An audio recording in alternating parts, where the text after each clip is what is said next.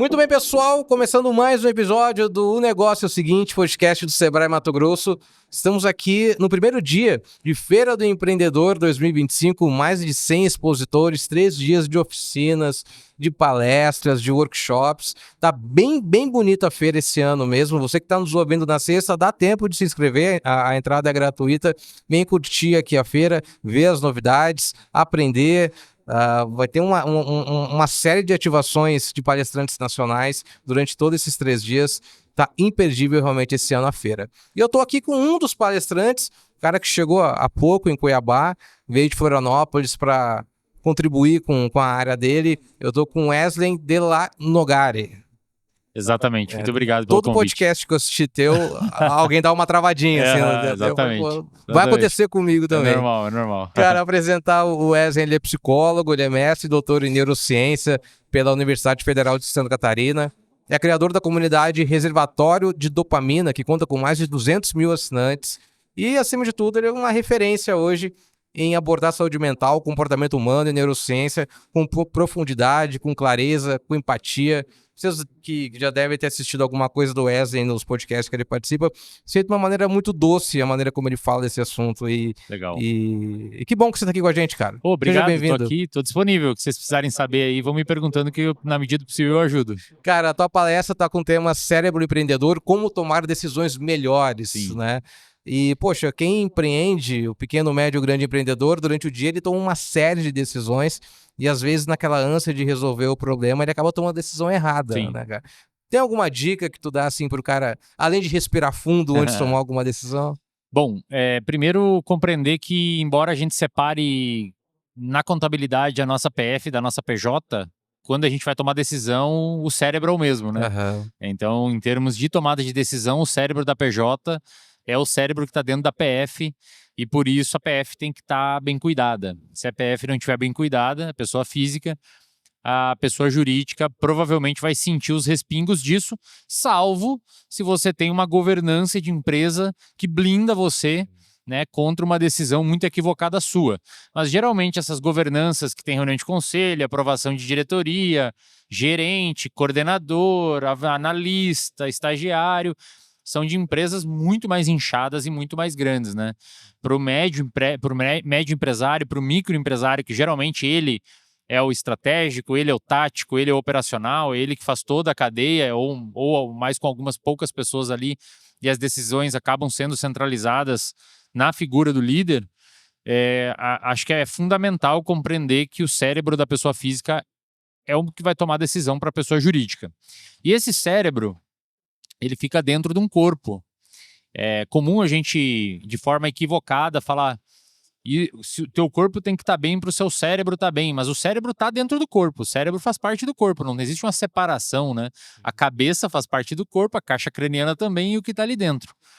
E o nosso cérebro, ele é inundado todos os dias por neurotransmissores, hormônios, mediadores químicos, que são influenciados pelos nossos comportamentos. Então, se o empreendedor dorme muito mal, se o empreendedor tem maus hábitos alimentares, se o empreendedor usa substâncias, álcool, nicotina, etc., medicamentos não receitados, se o empreendedor é sedentário, se o empreendedor não pratica exercício físico, se o empreendedor não controla o estresse dele, o manejo de estresse dele, que no universo do empreendedorismo é uma coisa complexa de se manejar, porque empreender é tomar risco e tomar risco é, por si só, ter estresse. As decisões desse empreendedor elas serão afetadas por todas essas modificações que ocorrem no nosso corpo e que são influenciadas e influenciam o nosso comportamento. Então, acho que ter essa noção de que o nosso cérebro está dentro do nosso corpo, o nosso corpo faz parte de um sistema que é influenciado pelos nossos comportamentos e que influenciam os nossos comportamentos, portanto é uma alça de feedback. E que as decisões da pessoa jurídica serão tomadas pela pessoa física. Então tem que cuidar bastante da pessoa física. Cara, esse assunto de saúde mental, de meios de você incentivar ou aumentar a sua produtividade, ele vai ser muito debatido durante esses 3 dias, pelo que eu senti isso na programação, né? E você é um dos nomes que vem a brilhantar com a sua experiência nesse assunto. Eu queria que você falasse também da importância do empreendedor pensar nisso para a equipe, para o time dele, né? Você entender a importância de ter um momento ali do seu colaborador tá bem com a Sim. saúde mental dele também, né? Existe uma máxima que a gente usa para compreender comportamento, performance e saúde mental, e piora da saúde mental também, que a gente chama de curva, vai ter na palestra isso inclusive, que a gente chama de curva em U invertido. Assim, né, uma curva de sino, né, tipo a curva de Gauss. Se o cara, a pessoa, estiver hipoestimulada, se ela não tiver alguma meta, o salário que reforça ela, estimula ela a ir atrás, Sim. bônus, gostar do trabalho, se sentir bem no ambiente de trabalho, se sentir motivado em alcançar objetivos para conseguir melhorar a sua autoeficácia, a sua percepção de um sujeito transformador da realidade, essa pessoa não mexe, não vai performar. É o equivalente a dar uma palestra. Eu estou aqui dando uma palestra, vou dar palestra logo mais. Apesar de eu já ter dado várias e várias palestras, se eu venho para cá, zero ansiedade, zero preocupação, a minha performance tende a decair porque eu vou estar muito despreocupado. Então vai ser ruim, né? Porque eu vou chegar ali, vou falar qualquer coisa, não me preparei, não preparei slide, etc. Então é importante que eu tenha algum estímulo, um pagamento razoável, né? Todo aquele estímulo que faz com que a gente queira você se sentir bem para alcançar aquelas metas. O problema, então você estimula, sobe a tua performance, né? O problema é que se o estímulo continua, se você acelera demais, dá muita pressão, não dá espaços para vazão, não tem tempo para hobbies, não tem tempo para lazer, que até existe uma diferença entre os dois e é bom ter os dois, não dá tempo pro colaborador ter a qualidade de vida, o invertido a perna começa a decair. Então ele está hiperestimulado, o empreendedor às vezes acha que isso vai reverberar numa performance maior, mas a performance dele começa a cair porque o organismo dele começou a entrar em colapso. Tem um tema que eu gostei muito de estudar esse ano, que foi a geografia das emoções. Eu não conhecia, aí tem uma amiga que tá fazendo mestrado sobre isso, eu acabei lendo parte do artigo dela, que fala justamente dos incentivos que você tem do caminho de casa para o trabalho, né? Às vezes a cidade está em obra, Exatamente. pichação, não pichação, mas enfim...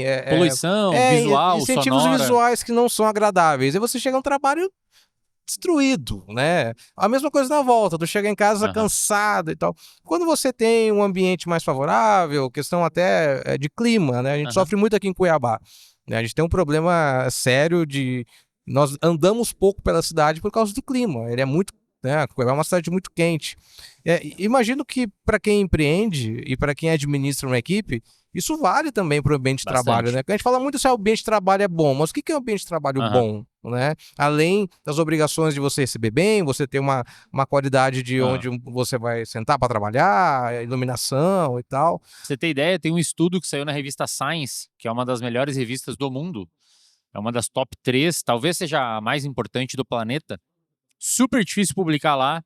É a Copa do Mundo da carreira de um pesquisador. Assim, se o pesquisador publica, ele ganhou a Copa do Mundo, não precisa mais trabalhar, digamos assim. Um estudo publicado lá, os pesquisadores eles fizeram alguns experimentos ecológicos. O que é isso? Fora do laboratório, na cidade. Sim. Eles pegaram salvo engano, foi em Amsterdã. Eles pegaram um beco lá, que a galera usa muita bicicleta lá, né? Sim. E aí eles botaram nas bicicletas um papelzinho que pediam uma doação ou avisava de um evento que ia ter, um papelzinho colado na bicicleta. Tinha uma lixeira perto das bicicletas e num set experimental a parede não estava pichada. No outro set experimental a parede estava. No que a parede estava pichada, a galera botava menos no chão o papel, menos no lixo o papel. Eles arrancavam da bicicleta e jogavam no lixo. Eles jogavam no chão. No que estava tudo limpo, eles jogavam no lixo. Eles fizeram vários tipos. Teve um outro que eles fizeram do mesmo cenário com um post office, um negócio de correio, que tinha um envelope no chão com uma nota de 5 euros, e no lado, e uma lixeira estava pichada, o post office estava pichado, e no outro ele não estava, a caixa de correio não estava pichada. O que estava pichado, a galera roubava mais o dinheiro. Então eles criaram uma teoria chamada de teoria da janela quebrada. Se o negócio já tá zoado, tu passa por um carro e a janela já tá quebrada, a chance de tu roubar algo que tem dentro é maior. Porque alguém já começou o negócio, então você perpetua. Ambiente de trabalho é a mesma coisa, cara. Cidades, né? Planejamento urbano, a poluição, tanto do ar, quanto sonora, quanto visual, ela já te cansa antes de você chegar no trabalho. E se no trabalho você tiver um contexto estressogênico, cara, por isso que a gente vive muitas vezes no Brasil, em algumas cidades, essas epidemias de burnout ultimamente, né? Então tem que tomar muito cuidado com isso, muito cuidado. E deixa eu te perguntar, cara, uma coisa que eu ouço muito de empreendedores ou coordenadores ou gerentes de empresas, que é uma parada do tipo, eu não leio o comentário no Instagram da minha empresa para não me estressar, né? Como que faz qual dica que você dá para o empreendedor nesse feedback negativo? Que às vezes ele se passa até numa resposta, ou ele não entende que aquilo ali faz parte de um processo de melhoria e tal. Acho que são 2 cenários aí. Primeiro cenário é ir compreender que, cara, a internet as pessoas falam qualquer coisa. E não tem punição, né? Então você tá livre. Você pode xingar, até cometer crime às vezes, né? Imputando crime a uma outra pessoa. Então, partindo desse pressuposto, você tem que compreender que 99% daqueles comentários jamais seriam feitos se fosse ao vivo, por conta dos impedimentos sociais e das punições. Um outro ponto é entender que se você está exposto na internet, você está vulnerável a receber os bônus que a internet te traz, que é uma avenida pavimentada onde você pode levar o teu conteúdo, se bem feito, de forma gratuita para muita gente. Então o teu CAC é zero, né, o custo de aquisição de cliente. Por outro lado, você também está vulnerável a receber muita crítica. Eu gosto de dizer, eu dou mentoria para psicólogos, para criação de conteúdo na internet, para conseguir pacientes, para divulgar o seu trabalho. As minhas 2 primeiras mentorias são sobre exatamente isso. Saibam que vai existir crítica. Se não existir crítica, você não está fazendo nada relevante. As pessoas não estão alcançando gente. A internet ela já é um ambiente mais tóxico.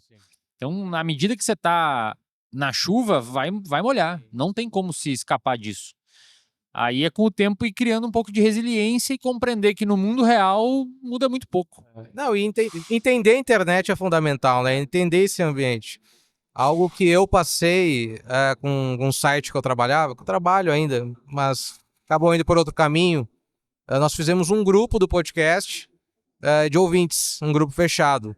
E aí o apresentador falou para mim, porque nós fizemos um plano de assinatura, ele falou, quando a gente reúne 50 pessoas que gostam da gente num grupo, em algum momento elas vão começar a falar mal da gente.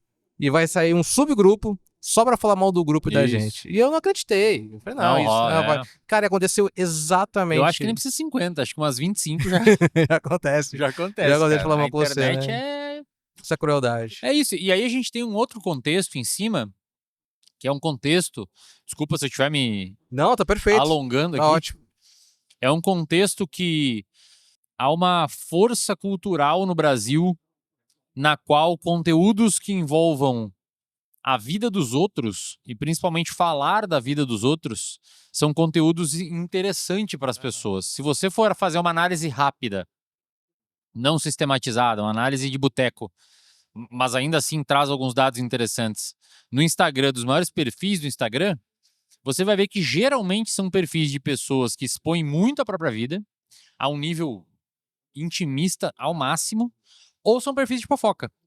E são perfis de pessoas que expõem a própria vida de uma maneira até programada, né? Tem uma Isso, programação claro, do dia. sim, é um negócio de venda. E de fofoca, Sim. como você disse. Fofoca, cara, tem. Eu não vou citar aqui os nomes, depois Não, eu posso mas te falar em off. a gente sabe quais são. Mas, né? cara, 35 milhões de seguidores, 50 milhões de seguidores, assim, 40 mil comentários nos posts. Aí eles postam 8, 9 vezes por dia.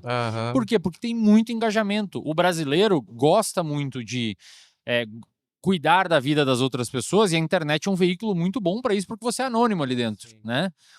E mesmo que você não seja anônimo no seu perfil, você tá perdido num mar de um monte de gente, então você fica meio longe das eventuais punições públicas ou judiciais do que você tá fazendo. Sim. E isso também se revela nos programas de TV, cara. A gente tem grandes reality shows no Brasil, na Globo, na Record, que são basicamente colocar pessoas lá dentro com um monte de câmera, dar muito álcool para essas pessoas, acordar elas de madrugada e trocar todo o ciclo circadiano para elas ficarem muito irritadas, perguntar o porquê que você tá botando o outro na berlinda, por que é ele? Responde na frente de todos, para gerar picuinha. Então, esses programas têm muita audiência e muito patrocínio. Então, o brasileiro, em média, gosta muito, não sei nem se em média, mas pelo menos quem está na internet gosta muito de fazer isso. E não é. Aliás, se você tá aí, é empresário, cresceu muito o perfil e não sofreu hate ou crítica, me manda uma mensagem que eu quero que você... Eu vou comprar uma mentoria sua e paga o valor que você quiser, porque eu quero descobrir o que você fez, porque não tem como, cara. Não tem como. Vai acontecer. Não tem como, vai cara. acontecer, vai acontecer. Cara, a gente tá chegando ao finalzinho aqui do nosso programa e a gente tá fazendo um esse ou aquele, de uma Marília Gabriela, assim, sabe? Boa. Pra fechar o programa dentro do seu assunto. Claro, como eu sempre falo, é uma grande brincadeira, isso não é válido de uma maneira técnica pra você, é uma grande brincadeira mesmo. Vamos lá então, hein? Um guia de melhor decisão, uma decisão racional ou uma instituição racionalizada? Uma intuição racionalizada. Uma intuição racionalizada. E qual hormônio é mais importante para a longevidade do empreendedor? A dopamina ou a serotonina? Para longevidade, É. serotonina. No dia a dia, o que a gente mais usa? Para o bem e para o mal? Atalhos mentais ou algoritmos? Atalhos mentais. O que tem mais impacto na produtividade? O ambiente de trabalho organizado ou a mente organizada? A mente organizada. E o que é essencial para uma vida consciente? A comunidade, as conexões ou o propósito individual? A comunidade e as conexões. Assim a gente fecha mais um episódio do Negócio é o Seguinte. Meu camarada, muito obrigado, viu, cara? Muito obrigado mesmo, Wesley. Papo maravilhoso, adorei te conhecer. Valeu demais. Já tinha assistido seus programas, já tinha visto seus vídeos no YouTube, os programas que você participou. E é sempre uma boa entrevista, eu sabia que a gente ia se divertir aqui também. Legal. Valeu, galera. Obrigado aí. Boa palestra. Valeu. Tchau, gente. Voltamos já já com mais um convidado da Feira do Empreendedor 2025 aqui no podcast O Negócio é o Seguinte. Tchau, tchau.